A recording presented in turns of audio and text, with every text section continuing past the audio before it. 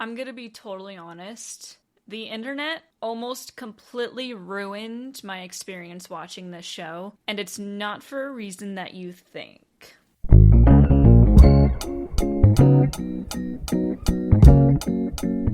What's up, guys, and welcome back to my channel, or if you're new here, welcome to the channel, and today we are going to be discussing...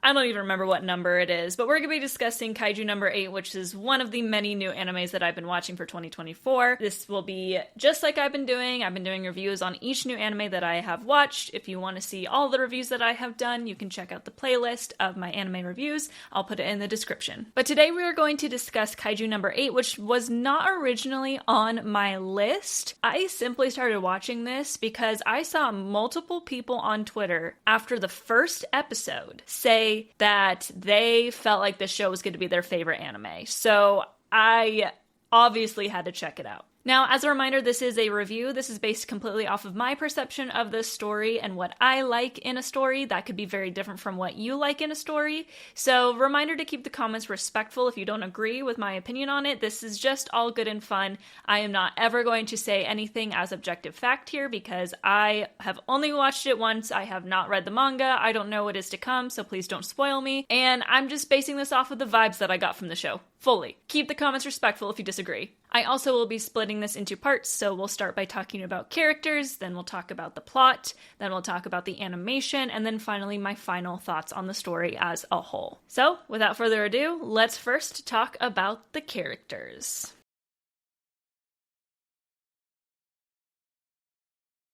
So, if you haven't watched any of my reviews or a lot of my YouTube videos, I have been very upfront about the fact that characters are my most important thing in a story, not the plot, the characters. Because it could be a show that has one of the worst plots ever made, but if there's a character that I love and I want to see them succeed and I want to cheer them on, I will love the story. In order for me to be like super into a story and super just like devoted to it, it has to mean that there is one character in that story that just means everything to me. That's just how I view material. A lot of people are not like that. They prefer a very plot heavy show that is just keeping them on their toes the entire time. That is totally fine. I do like those stories if they also have good characters. So with that being said, the character parts are always the thing that I'm paying the most attention to. If I feel for the characters, I'm gonna enjoy the show so much more. With that being said, we're only 12 episodes in, so it's kind of hard to say if I really love the characters or not, but I want to call out some of my favorites and some of my favorite things about the dynamics within the show. Okay, so first off, right off the bat, I can tell you without a doubt, currently Hoshino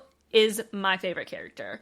For a couple reasons. Number one, his voice actor, I am a huge fan of, and a disclaimer, whenever I'm referring to voice actors, I'm always referring to the Japanese voice actors as I do watch anime subbed, and his voice actor, Kengo Kawanishi, is also Muichiro's voice actor in Demon Slayer.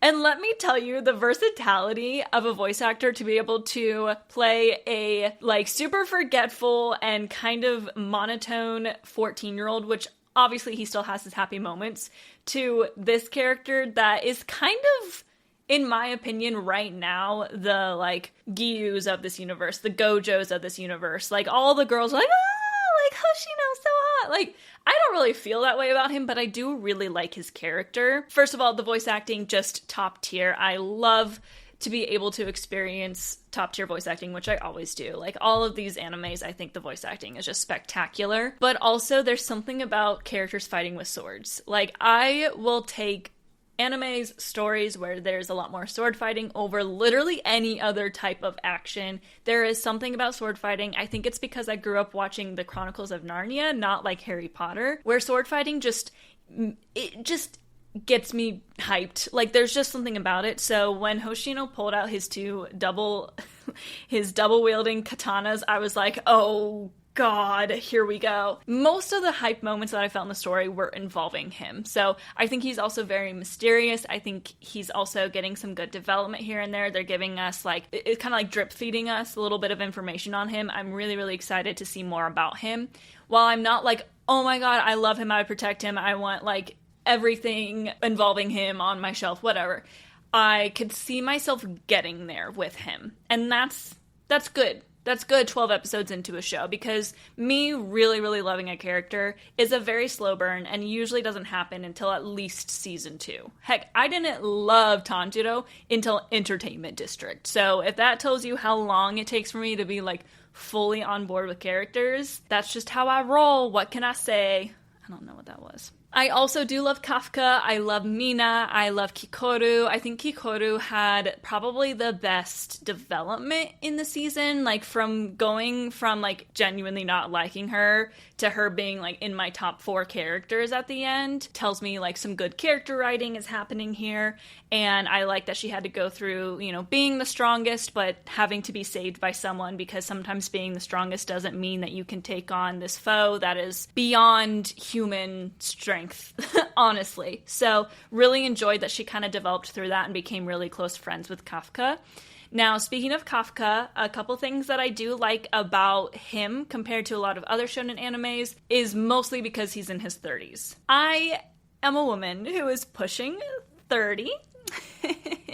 I am very close to hitting 30 in a couple years here, so seeing a protagonist of a shonen anime not be like a 15-year-old boy, it's really refreshing to see. I definitely can relate to a character that's in their 30s more than a character that's 15, but I really enjoyed just the change of pace of having a main character that was at the end of his rope, you know, like he was about to age out of being able to become a member of the defense squad, so very, very, very nice to see some representation of some older folk.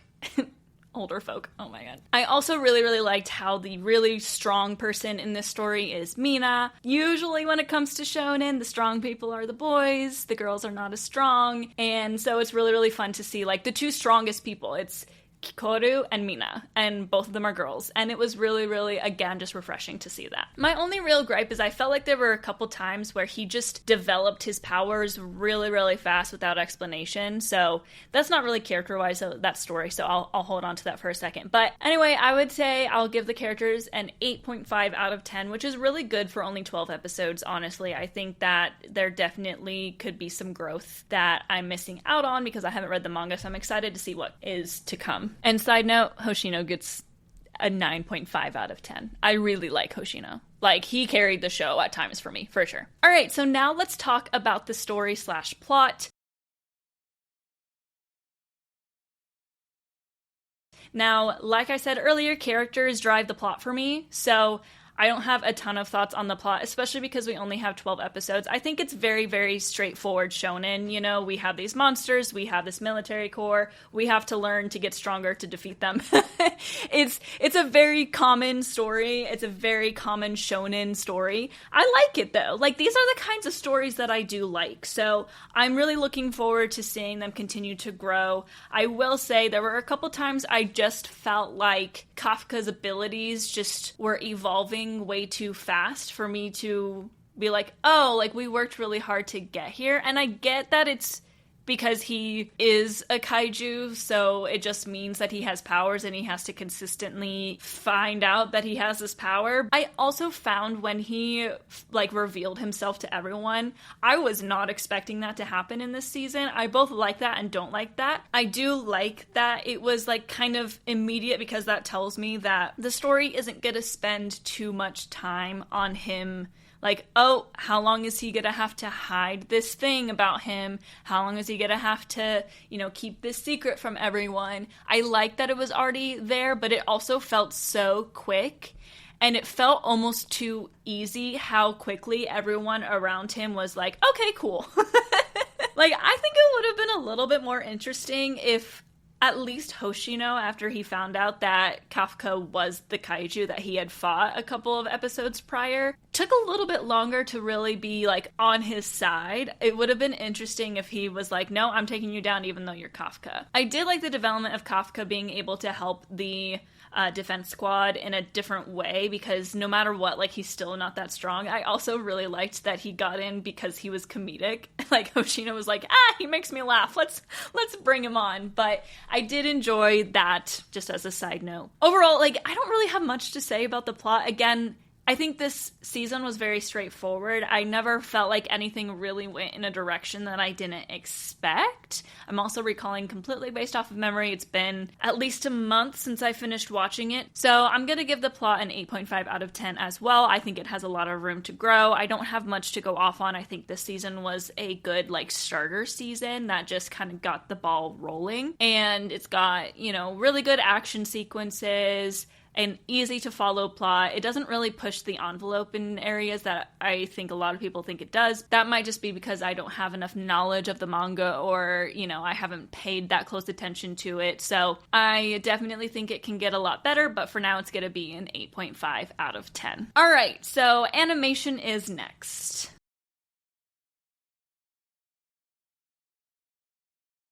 Now, as always, I don't really have a ton to say about animation. I am not an animator. I think that it's not really my place to speak a lot on animation just because I don't know the inner workings of it.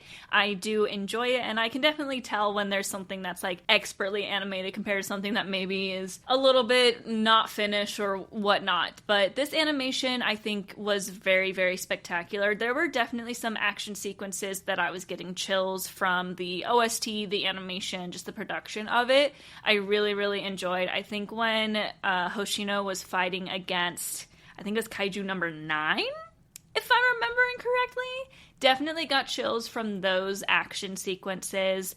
It's very, sci-fi-ish type of anime, so they do a really, really good job with the powers and the colors, and I would give the animation a solid 9 out of 10. There's really there's no reason for me to dislike it in any way. So it's very, very good. 9 out of 10.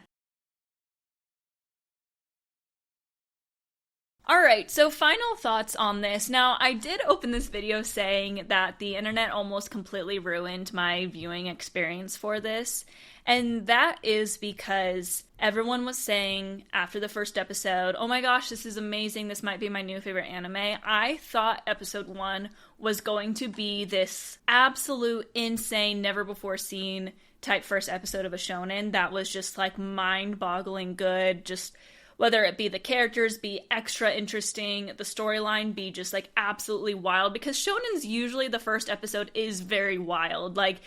Attack on Titan, Demon Slayer, Jujutsu Kaisen, all these stories, the first episode is pretty wild and is usually very traumatic. So I was like, man, they've got to do something really crazy. And the first episode to me was a 7 out of 10. There was nothing special about it. In fact, I was kind of turned off to it at first because I was sick to my stomach with some of the ways they showed things with the cleanup and stuff, but I also kind of have a weak stomach, so it is what it is. I definitely was a little bit disappointed after episode 1, and then it took me a few episodes to be okay, cool.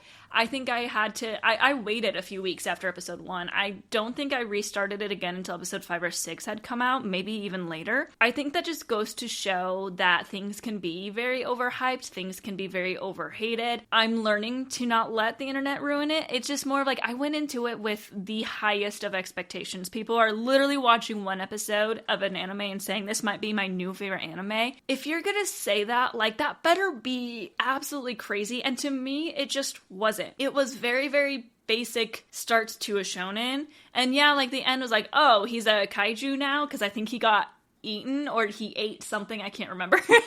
But it was your average shonen starter. So it was definitely a slow burn for me. I'm glad I gave it another try, because I honestly almost considered just not trying it again after the first episode, because I really was disappointed by my expectations going into it. But I realized, I'm you know what? I can't just decide that I don't like an anime because my expectations were super high. I'm constantly saying that to other people, so I'm gonna give it another go. And it definitely got better about halfway through. When we started really having those fights with Hoshino, I think is when I really got into it. But it was interesting to kind of see the journey that Kafka was going through, how he couldn't really still pass the exam, truly, that he only got in because Hoshino kind of wanted him, and then to see him actually help in missions and get better because of his knowledge of insides of these creatures, because of what he was doing prior with being the cleanup squad. I really did like how that worked out, where it's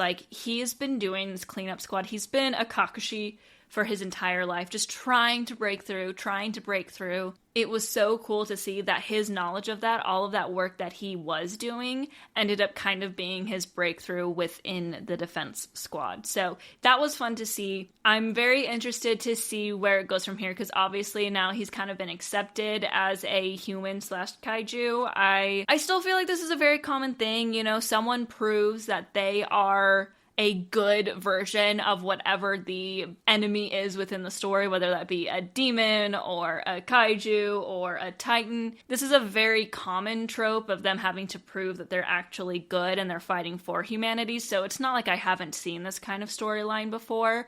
But I am interested to see what happens. He did kind of lose control during that last fight. Is he just through that? Is he already figuring it out, or is there going to be more of that? So I'm definitely excited to see what happens next. But overall, I gave the show an 8.5 out of 10.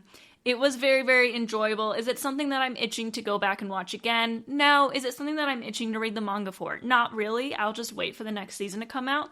But it takes a lot for me to say I want to read the manga for the story, so that doesn't necessarily mean that it was bad. Obviously, an 8.5 out of 10 is still a very high ranking. I hold it to very high regard. It just kind of got lost in the sauce with a lot of the other animes that I've been watching, which is why this review has kind of been all over the place. So I'll end it there. Overall, my thoughts, 8.5 out of 10. A good show, a little bit overhyped.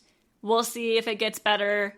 I'm excited to see what happens next. That is it for today's video. If you liked this video, don't forget to like this video and leave a comment on what you thought of Kaiju number 8. As a reminder, please keep it respectful, as I'm just basing all of my opinions off of my own perception of stories. Nothing that I said is objective. Nothing that I said is something that you should take to heart, because it's just my own personal opinions on the show.